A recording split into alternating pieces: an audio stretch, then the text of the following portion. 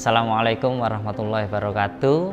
Saya Reni Itisom dari Departemen Biologi Kedokteran akan menjelaskan tentang pengenalan mikroskop.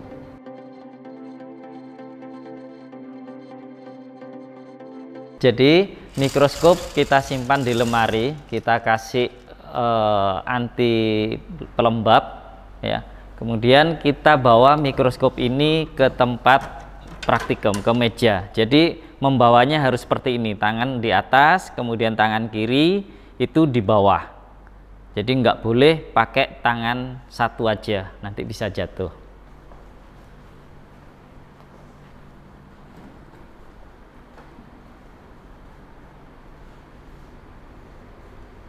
Nah, seperti ini. Posisi mikroskop harus tegak lurus, jadi jangan posisi yang miring. Kemudian kabelnya kita lepas semuanya.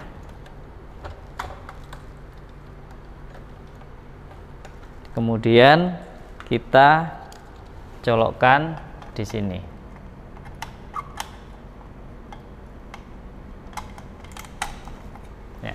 Nah, sekarang saya akan mengenalkan bagian-bagian dari mikroskop. Jadi yang pertama adalah lensa okuler. Ini lensa okuler bisa dilepas. Jadi di sini pembesaran 10 yang kita pakai. Kemudian tempat melekatnya lensa okuler ini adalah tubus, ya, tubus. Ini tempat melekatnya lensa okuler. Kemudian di bawah lensa okuler ini ada revolver namanya, bisa diputar revolver ya.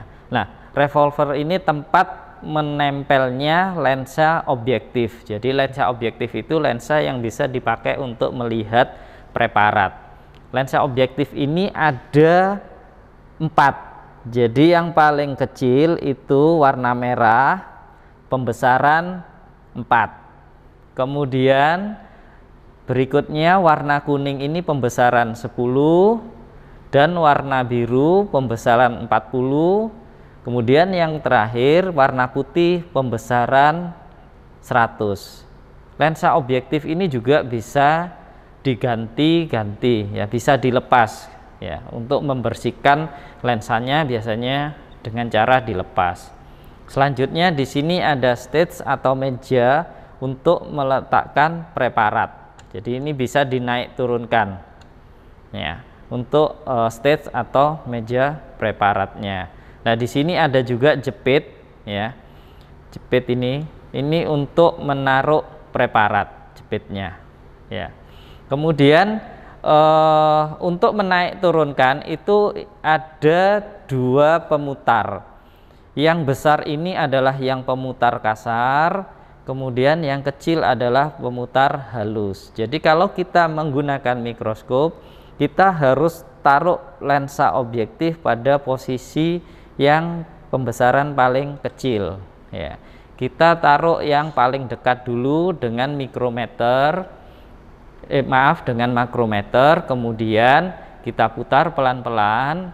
Kalau sudah fokus, baru kita menggunakan yang mikrometer ya. Kalau sudah kelihatan remang-remang, pakailah yang mikrometer, jangan menggunakan yang makrometer.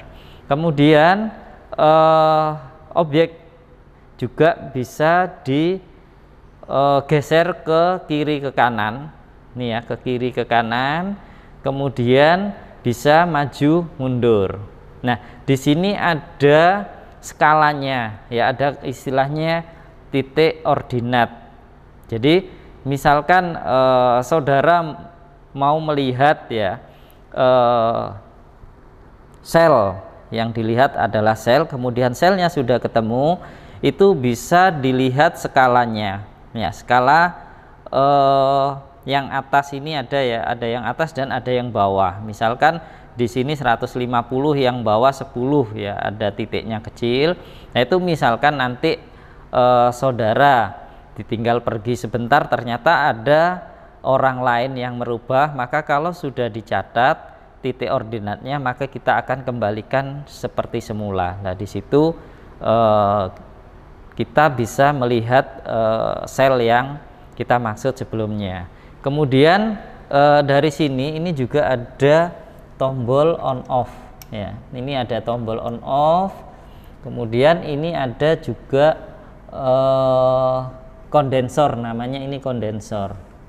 Ini kondensor yang ada kacanya, kemudian ada pemutar untuk cahayanya ini ya, pemutar cahayanya ini. Nah, biasanya untuk pemutar cahaya intensitas ini dia akan bekerja sama dengan diafragma yang letaknya di bawahnya meja atau stage ini ya. Jadi kita harus mencari gambar atau cahaya yang paling pas dengan memutar cahaya ini. Jadi mulai dari yang redup sampai terang sekali, kemudian ada diafragma ini ya. Jadi untuk preparat-preparat tertentu atau pemeriksaan tertentu itu ada yang diafragmanya ini harus ditutup total sehingga terlihat gelap ya. Contohnya pada praktikum sperma analisis ya. Sedangkan kalau untuk preparat sel biasa itu saudara bisa membuka setengah ya, membuka setengah diafragmanya ini. Sedangkan cahaya jangan terlalu terang supaya mata juga tidak sakit ya. Itu adalah bagian-bagian dari mikroskop. Di sini ada dua macam mikroskop. Jadi kalau yang lensa okulernya satu itu adalah monokuler, sedangkan yang lensa okulernya dua adalah binokuler ya. Jadi ini juga bisa dilepas, dua-duanya sama ya. Lensa okulernya sama-sama bisa dilepas ya. Jadi itu bedanya hanya lensa okulernya. Jadi kita harus membiasakan untuk lensa yang binokuler ini tidak boleh kita melihat matanya ditutup satu. Jadi tetap matanya harus terbuka semua dan hasilnya pasti akan jauh lebih bagus dengan yang binokuler.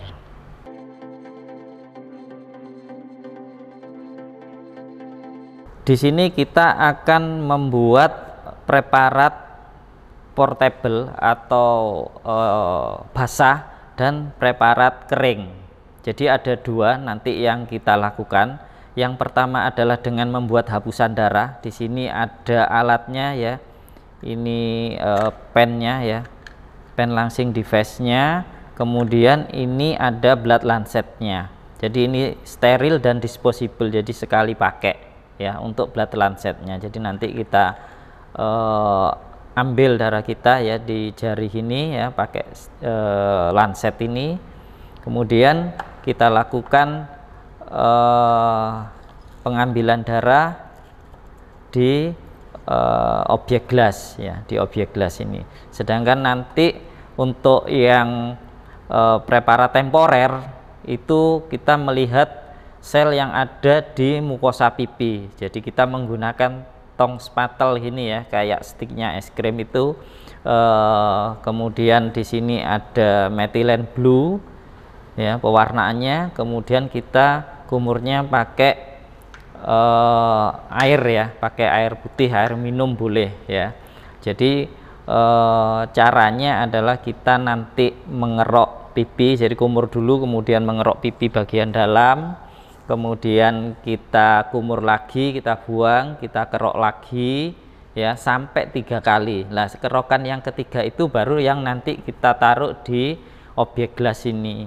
Kemudian kita beri metilen blue. Setelah itu kita tutup dengan cover gelas ya, dengan cover gelas ini. Ya, maaf saya ambil cover gelasnya supaya tahu seperti apa cover gelas. Jadi tipis seperti ini.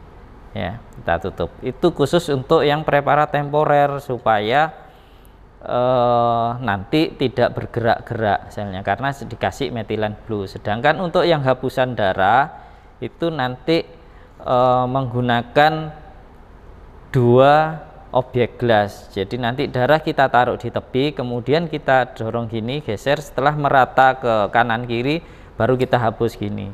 Jangan menggunakan hapusan ini dengan cover glass karena itu bisa membahayakan ya, kalau mudah patah sehingga nanti bisa mencederai jari-jari kita. Jadi gunakanlah hapusan itu dengan objek gelas ya. Setelah itu akan kita praktekkan bagaimana cara membuat hapusan darah dan preparat temporer untuk mukosa pipi.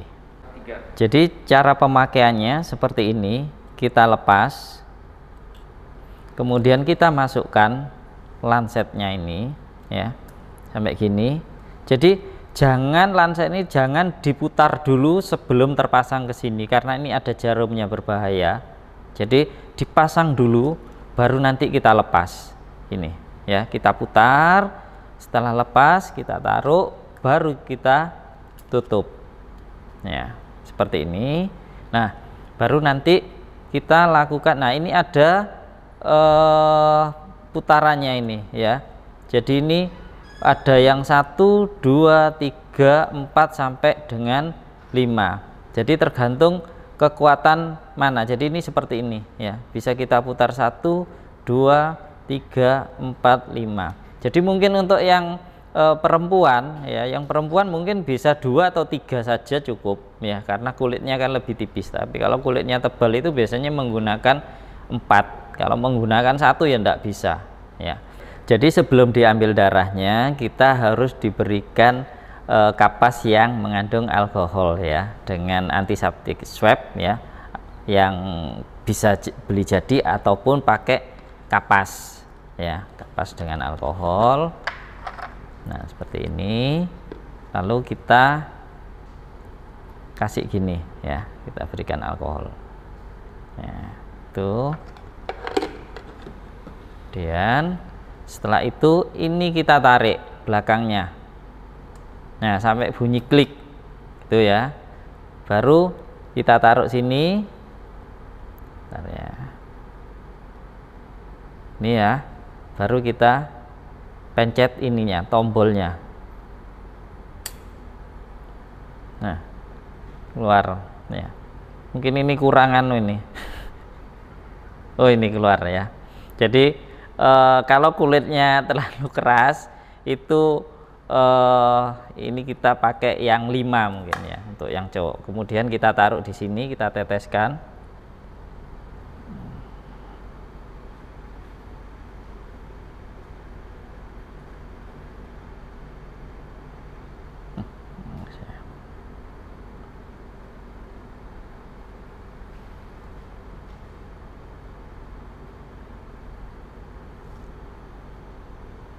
Jadi taruh tepi gini, kemudian setelah itu kita pegang seperti ini ya, kemudian darahnya kita ginikan ya, sampai merata ke kanan kiri, kemudian kita lakukan hapusan.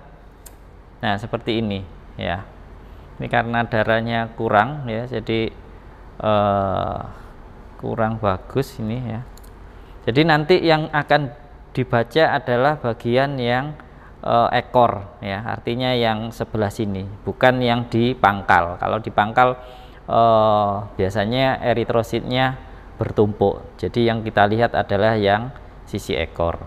Itu untuk pembuatan hapusan ya, hapusan darah seperti itu. Jadi untuk praktikum yang kedua kita membuat hapusan preparat temporer ya. Jadi mukosa pipi.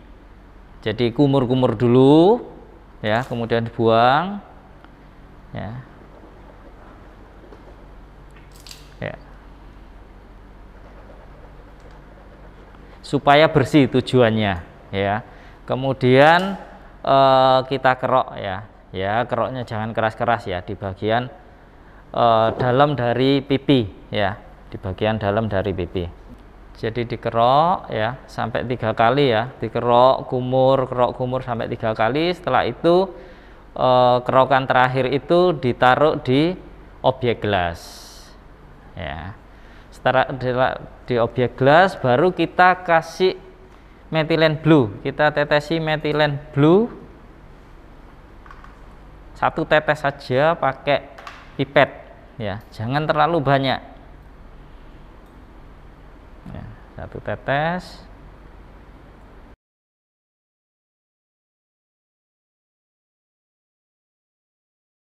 Cara menutupnya adalah sudutnya 45 derajat ya. Jangan dari atas langsung dijatuhkan, tapi posisi 45 derajat baru diturunkan pelan-pelan.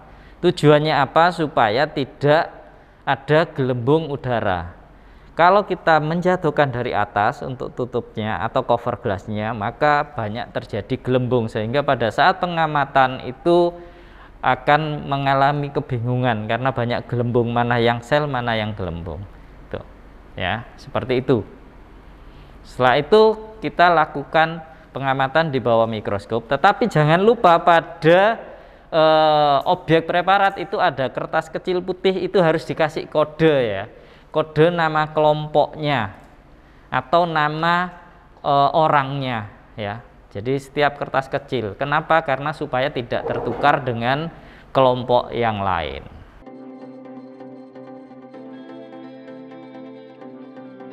Sekarang kita mulai melakukan pemeriksaan. Jadi yang pertama kita hidupkan lampunya ya dengan tombol on off. Kemudian kita pakai lensa yang terkecil ya. Kita dekatkan yang paling dekat ya. Kemudian kita lihat di sini ya. Kemudian kita bisa geser-geser preparat dulu ya. Bisa kita geser. Ya, kita cari. Ya, ini bisa gesernya bisa ke kanan kiri atau maju mundur ya.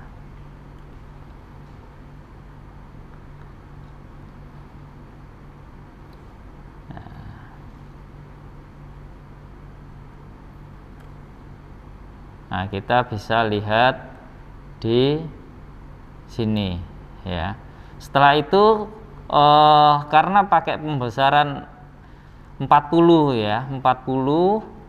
Jadi 4 ya, 4 lensa objektif dengan 10 lensa okuler itu kita biasanya istilah kita kalikan jadi pembesaran 40 ya. Kalau sudah kelihatan baru kita geser ke yang pembesaran 100 ya, yang warna kuning ya, supaya lebih fokus lagi ya, supaya lebih fokus. Tuh kita lihat ya. Setelah itu kalau kita ingin lebih fokus lagi atau ingin tahu intinya, maka kita lakukan atau kita rubah dengan lensa objektifnya pembesaran 400 atau yang warna biru ya. Kita geser aja gini ya. Kita geser. Nah, kalau sudah pakai pembesaran 400 itu jangan menggunakan pemutar yang besar atau pemutar kasar. Gunakanlah pemutar yang halus ya. Biasanya dengan memutar sedikit saja itu maka selnya, sel mukosa pipi itu sudah terlihat jelas ya. Jadi kenapa kita menggunakan yang mikrometer, istilahnya mikrometer atau yang halus, itu kita juga berhati-hati karena kalau yang kasar kita terlalu berlebih nanti pecah ya preparatnya. Karena untuk pembesaran yang 400 atau yang warna biru dan warna putih ya, atau warna biru yang warna putih dan pembesaran 1000 ini itu bisa menempel ke objek gelasnya ya, bisa menempel. Dan itu bisa menyebabkan pecah kalau kita hendak pelan-pelan ya. Jadi memang harus sabar ya, harus sabar dengan melihat inilah. Sudah kalau sudah fokus baru kita bisa ambil gambarnya ya, bisa kita ambil gambarnya, bisa difoto dengan kamera atau foto pakai gadget itu juga bisa ya, langsung diambil. Nah, kita di sini memang tidak menggunakan pembesaran yang 1000 ya. 1000 itu biasanya untuk pembesaran khusus, biasanya untuk analisis sperma. Karena kalau pakai pembesaran 1000 maka harus menggunakan yang namanya ini ya, yang pembesaran 1000 harus menggunakan minyak imersi ya, gini ya. Jadi kalau misalkan kita menggunakan 1000 tidak memakai minyak imersi, maka hasilnya terlihat blur atau kabur ya. Nah, kalau kita misalkan menggunakan minyak emersi, maka setelah menggunakan mikroskop harus kita bersihkan secepatnya ya dengan larutan eter alkohol ya, dengan larutan etil alkohol supaya tidak menggumpal. Karena kalau terlambat nanti akan menggumpal, besok sudah tidak bisa digunakan lagi lensanya. Itu ya, etil alkohol dengan perbandingan 7:3 ya, biasanya sudah kita sediakan.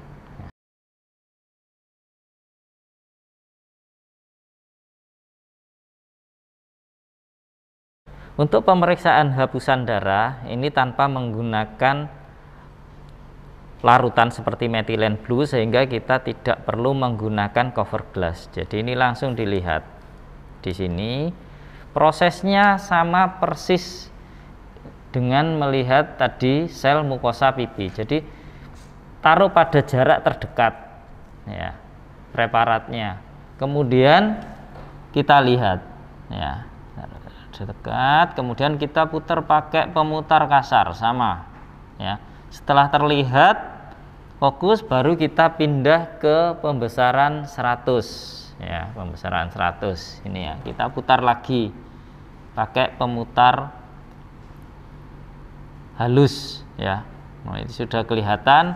Supaya lebih jelas lagi, kita putar lagi pakai pembesaran 400 ya. Nah, ini terlihat.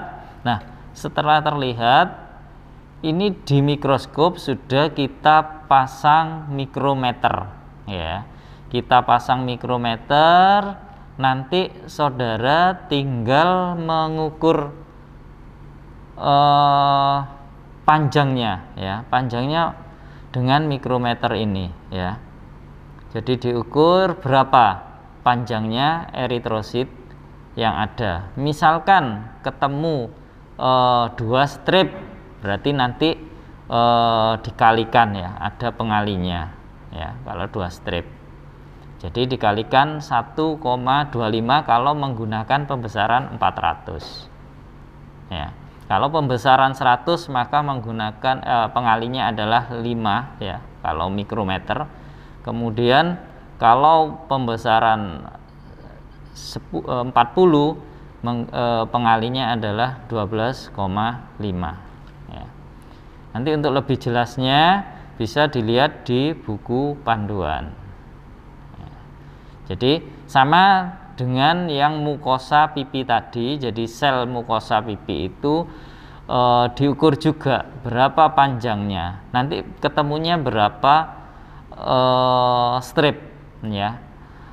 Itu persis seperti penggaris. Jadi penggaris itu kan ada garis-garis gitu ya. Untuk misalkan 1 cm itu ada 5 strip misalkan ya, seperti itu. Nanti ketemu berapa strip. Nah, 1 strip itu setara dengan, kalau pembesaran 400 setara dengan 1,25 tuh ya. Misalkan ketemu 8 strip, berarti 8 kali 125, nanti ketemunya berapa mikro ya, seperti itu.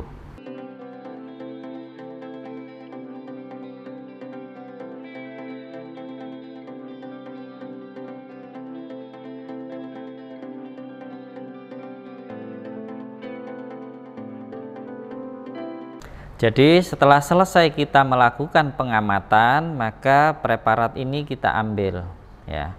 Jadi jepitnya ini kita buka gini ya, jepitnya ya, kita ambil, kemudian kita taruh preparatnya, lampunya kita matikan, kemudian posisi lensa objektif jangan lupa taruh pada sisi terpendek, kemudian ini kita turunkan stage-nya ya, stage terpendek. Setelah itu kabel kita lepas ya, kemudian kita lakukan nah, kabel ini ya kita putar dulu ya.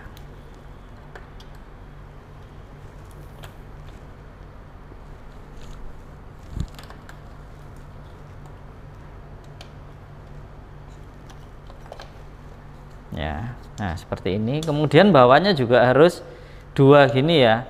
Jadi jangan sampai 1 seperti ini, tapi harus 2 gini ya. Kita harus hati-hati karena berat sekali.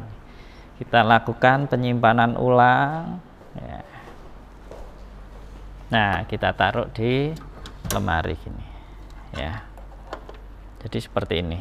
Demikian penjelaskan untuk praktikum mikroskop. Untuk itu saya ucapkan terima kasih.